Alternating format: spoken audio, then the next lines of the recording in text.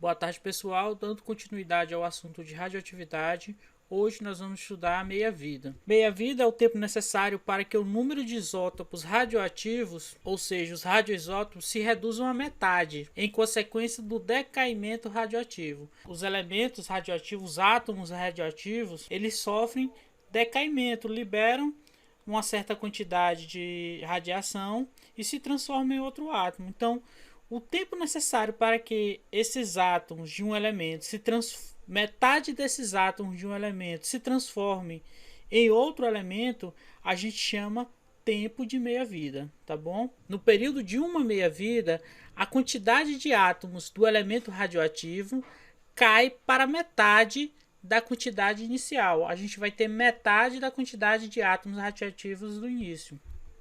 As principais equações que a gente vai utilizar é o tempo de desintegração é igual ao tempo de meia-vida vezes o número de meia-vidas. Então, esse T significa tempo de desintegração, o T, 1/2, significa tempo de meia-vida, e X é a quantidade de meia-vidas.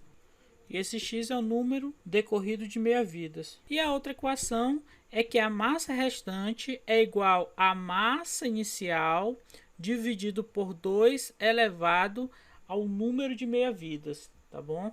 Então, essas duas equações são as equações que a gente vai mais utilizar. E a representação gráfica, a gente vê aqui a questão do decaimento exponencial de uma amostra qualquer.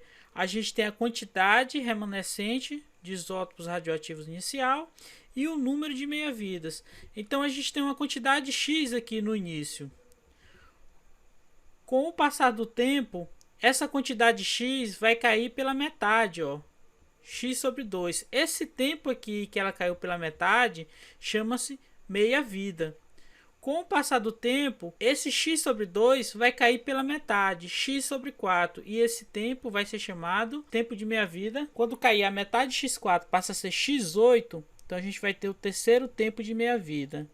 Reações nucleares. São as reações que acontecem no núcleo dos átomos a partir do bombardeamento desse núcleo com partículas subatômicas, tá bom? Então, o primeiro exemplo que a gente tem aí é o bombardeamento de gás nitrogênio com partículas alfa. Essas partículas alfa vão ser incorporadas no núcleo do átomo. Eu vou ter agora um novo átomo, e esse novo átomo, vou colocar aqui X, esse novo átomo vai ter 2 mais 7, 9 prótons e massa atômica igual a 18. Esse novo elemento é o flúor 18.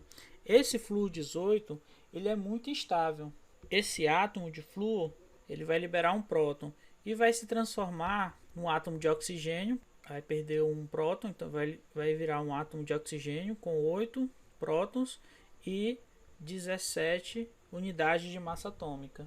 Outro exemplo é a gente tem aqui o berílio, que vai ser bombardeado com a partícula alfa, tá bom? Vai formar o átomo de carbono, não é isso? 2 mais 4, 6. E vai liberar um nêutron, tá bom? E a massa atômica vai ser 9 mais 4, 13. Aqui tem um já, então aqui vai ser o carbono 12. Então, dessa forma que acontecem as reações nucleares, bombardeamento de átomos estáveis com partículas subatômicas. Então, a gente vai ter a formação, vai acontecer uma reação de transmutação e a gente vai ter a formação de novos elementos. Radioatividade artificial são os isótopos obtidos pelos seres humanos a partir do bombardeamento com partículas subatômicas. Então a gente tem aí como exemplo o bombardeamento do alumínio com partículas alfa. Então a gente tem o alumínio que tem número atômico igual a 13 e número de massa 27. A gente vai bombardear ele com partículas alfa, número atômico 2 e número de massa 4. Vai formar o elemento fósforo, tá bom? Com 15. E um nêutron. A massa final vai ser 27 mais 4, 31. Menos 1 aqui vai formar 30. Então a gente vai ter o fósforo 30. Esse fósforo ele pode sofrer desintegração, liberando um pósitron. Um pósitron é igual a uma partícula beta, só que positivo. Enquanto o beta tem carga menos 1, o pósitron tem carga mais 1 e massa igual a zero. O pósitron é diferente do próton porque ele tem massa zero, tá bom? Então vai liberar um pósitron e vai formar o elemento silício, que tem massa 30, não é isso? E número atômico igual a 14.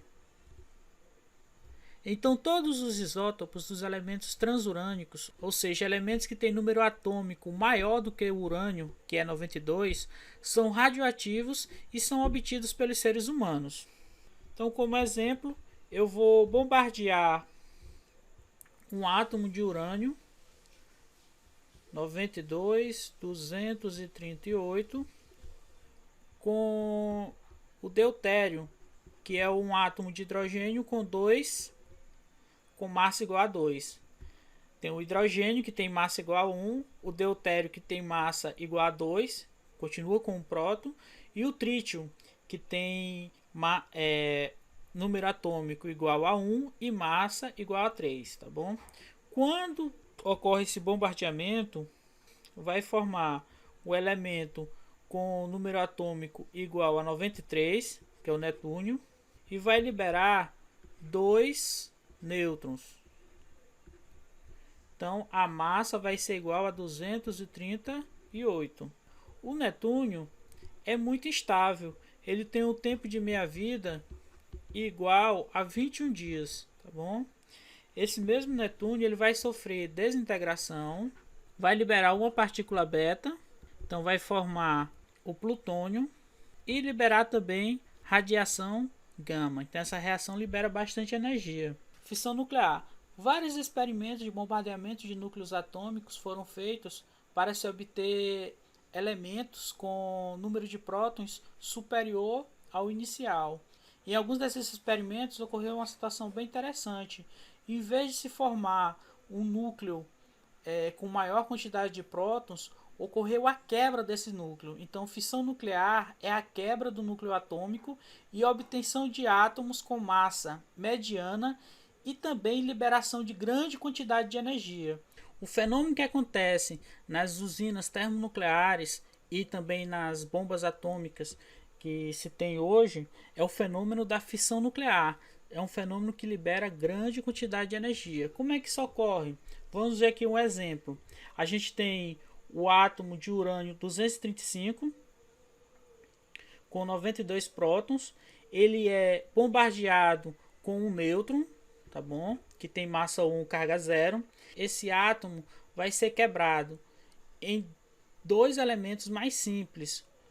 O bário com 56 prótons e número de massa 141 e o potássio com 36 prótons e número de massa igual a 92. E além disso, é liberado 3 nêutrons. E esses 3 nêutrons vão atacar outros 3 átomos de urânio. Isso aqui vai formar uma reação que a gente chama reação em cadeia, que se não for controlada, cada quebra de um átomo libera 3 nêutrons, que vai quebrar 3 outros átomos, que vai liberar mais 3 nêutrons, que vai quebrar 9 outros átomos e por aí vai, liberando uma grande quantidade de energia. Quando essa reação em cadeia é controlada, no caso das usinas termonucleares, a gente tem a produção de energia, tá bom? Quando não é controlada, a gente tem aí uma bomba atômica, uma bomba de fissão nuclear. Outro fenômeno que é o contrário da fissão nuclear é a fusão nuclear, onde núcleos de átomos leves se unem e originam átomos com número de massa maior do que os que lhe deram origem. Ou seja, átomos mais simples, mais leves, se unem para formar um átomo novo, com massa atômica e número de prótons maior do que os átomos inicial. A gente tem a representação aí da reação de dois átomos de hidrogênio. Então, o hidrogênio tem massa igual a 2 e número de prótons igual a 1. Então, quando eles reagem, ele vai produzir um outro elemento, o hélio, com massa 4 e número de prótons igual a 2. Essa reação, pessoal, libera mais energia que a fissão nuclear e ela precisa de muita energia também para acontecer. Por isso, elas acontecem naturalmente nas estrelas, como no Sol. Existem vários estudos para produção de uma bomba de fusão nuclear, a bomba de hidrogênio, onde um deutério vai reagir com trítio, o hidrogênio com massa 2 reage com o hidrogênio com massa 3, formando o hélio, liberando também um nêutron.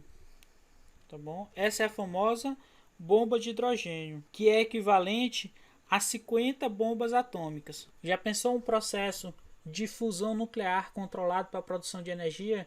A gente teria pequena quantidade de matéria produzindo uma quantidade enorme de energia. Esse processo de fusão nuclear, pessoal, que ele foi descoberto pela cientista Lisa Marshall, mas foi atribuída a um homem chamado Otto Hahn. Então nossa aula de hoje fica por aqui. Façam todas as atividades. Qualquer dúvida estou à disposição de vocês. E até o nosso próximo encontro.